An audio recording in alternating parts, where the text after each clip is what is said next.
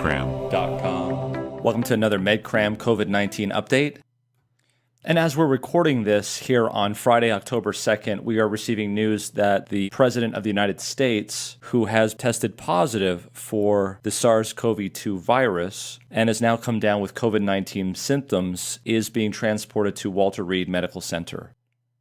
We've also learned that First Lady Melania Trump has also tested positive. And we found here through Sean Conley, the president's physician, that the president has been taking supplements of zinc, vitamin D, famotidine, melatonin, and daily aspirin. In addition, we also learned that the president has already received a single 8-gram dose of Regeneron's polyclonal antibody cocktail.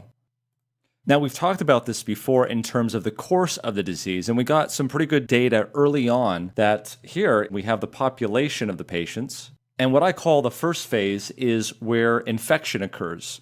And then what follows after symptoms begin is phase 2. Now, it's in this phase 2 that the immune system either improves the situation and the patient gets better, or in about 20% of cases, the infection persists and continues and progresses over approximately a 7-day course. Those 20% of patients, of the symptomatic ones, will go into what we call phase 3, where they require hospitalization. And normally, patients require hospitalization when their oxygen levels start to drop, typically on a pulse oximeter when they start to drop below 89%. That's also when patients may need to have intensive care services or even be placed on the ventilator. And then if the disease progresses, finally on to death. Now, we've talked about this before, but one of the key things that allows the patients to get better 80% of the time is the patient's immune system.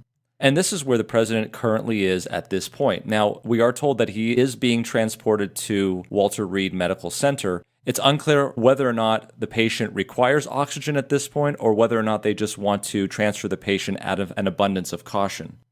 Here's an analysis that looked at over 100 studies, taking data from around the world, looking at the risk of children, young adults and the elderly. And you can see here that the estimated probability of death if infected with coronavirus at the age of 74 would be around 4%, or 1 in 25. And you can see that it goes up from there.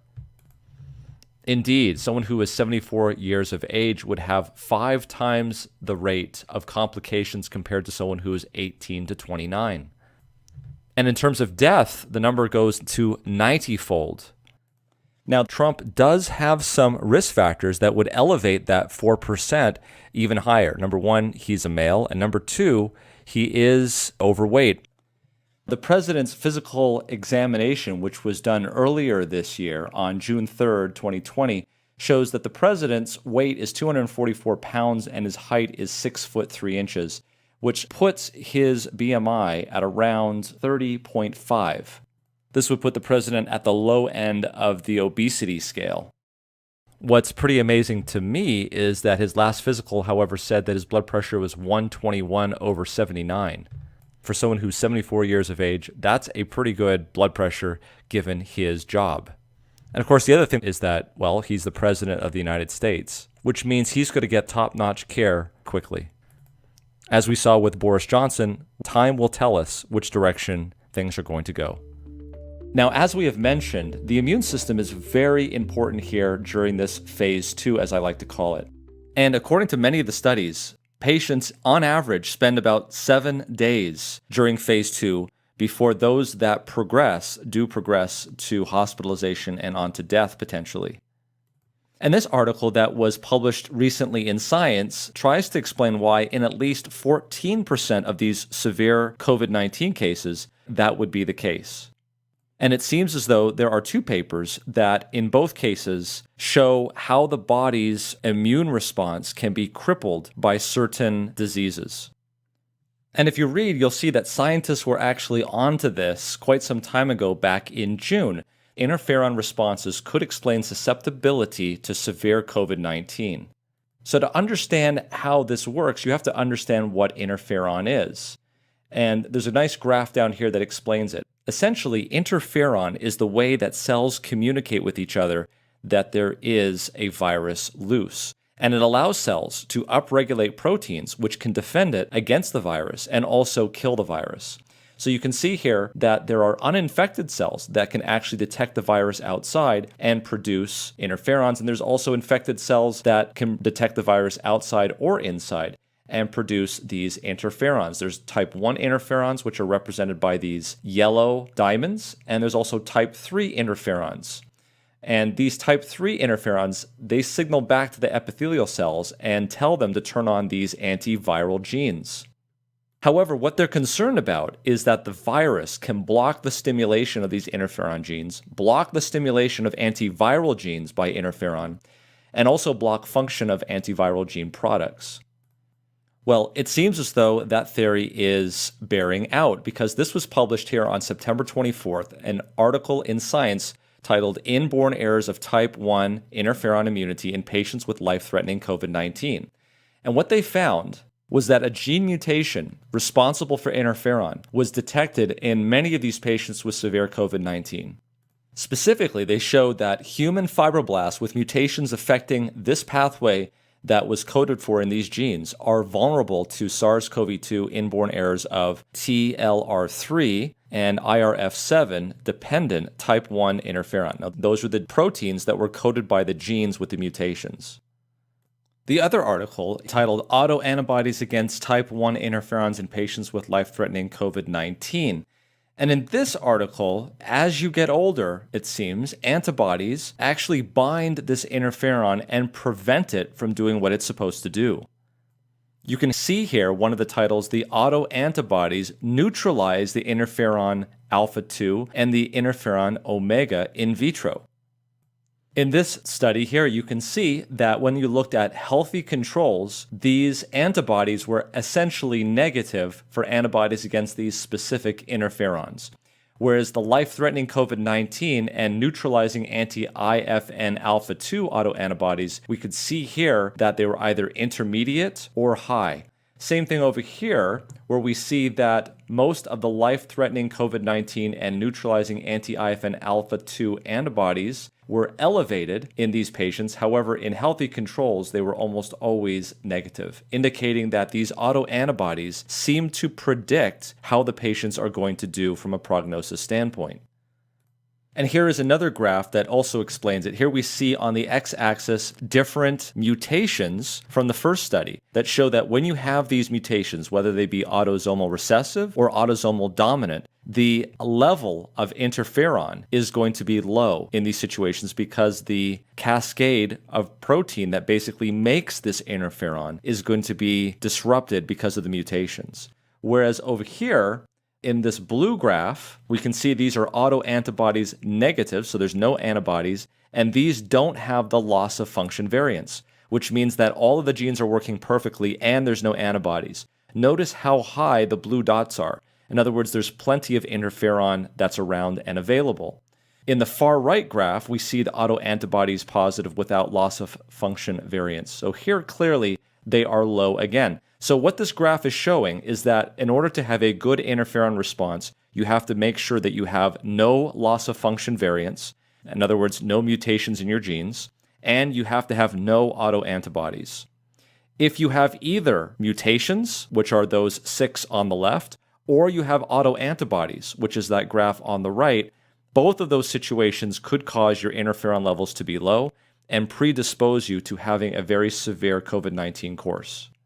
And this would seem to indicate that at least in a minority of severe COVID-19 cases worldwide, that there may be a place for supplemental interferon, or at least a way of getting interferon levels up and activated. So the hypothesis is raised. Is it possible that the reason why some people are on the 80% and some are on the 20% might have to do with how well of a response the immune system has with respect to interferons and the innate immune system? And I think the answer there is yes. And we've talked about supporting the immune system way back in our MedCram update number 47, where there seemed to be anecdotal evidence that hydrotherapy used in some sanitariums at the beginning of the last century may have reduced the death rate in inpatients in those sanitariums. This hydrotherapy used hot water followed by cold water. And we explored some of these issues in not only that update, but also update 46. And given now that we've seen that the interferon response may be beneficial, at least in COVID-19, or its absence may be deleterious in COVID-19, it goes without saying that it might be important to see here that we've got a paper published in 1988 which shows that hyperthermia in humans enhances interferon gamma synthesis and alters the peripheral lymphocyte population. Now, in this paper, it freely admits that much of the data prior to this was in vitro. However, they attempted to see what would happen to gamma interferon synthesis in vivo as they heated up subjects. And as you can see here, as we increase the core body temperature right above what we consider a fever at 38.0, once we go to 39, we see that the amount of gamma interferon skyrockets, and we have very good levels at that point. We can also see here with hyperthermia that there was a 27% increase in total WBCs, or white blood cells, and there was a 39.5% increase in granulocytes, and also increases in eosinophils and lymphocytes, but a mild decrease in monocytes. The authors go on to say here that the observed increase in gamma interferon may be a byproduct of a cascading mechanism in which interleukin-1 production is enhanced, stimulating the production of interleukin-2, which in turn would stimulate gamma interferon induction. Preliminary data indicate that IL-2 levels also increase the PHA-stimulated lymphocytes, and natural killer cell activity is enhanced by in vivo hyperthermia.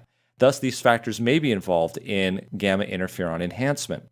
What I would find very interesting is to see whether or not in our former studies that showed that these mutations prevented the increase of interferon, the interferon response, whether or not hyperthermia would bypass these blockages and allow the interferon levels to rise. And notwithstanding President Trump's departure to Walter Reed Medical Center, it's clear that the president is in this, quote, phase 2 of the infection. And apparently the president got an 8-gram dose of Regeneron's polyclonal antibody cocktail. And this is basically a collection of antibodies that are designed to bind the virus and prevent further infection in the patient. So what's the data on this Regeneron antibody cocktail that the president received? Here's an article posted today.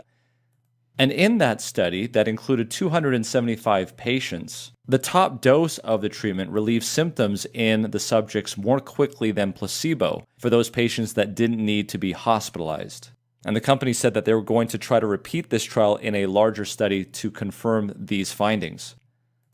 And as the president here is taking off and going to Walter Reed Medical Center, my advice to him and anybody who has COVID-19 positivity but not yet sick enough to be admitted to the hospital is to, number one, rest, get plenty of sleep, try not to treat a fever if it's possible because we've seen evidence that an elevated temperature can improve the interferon response.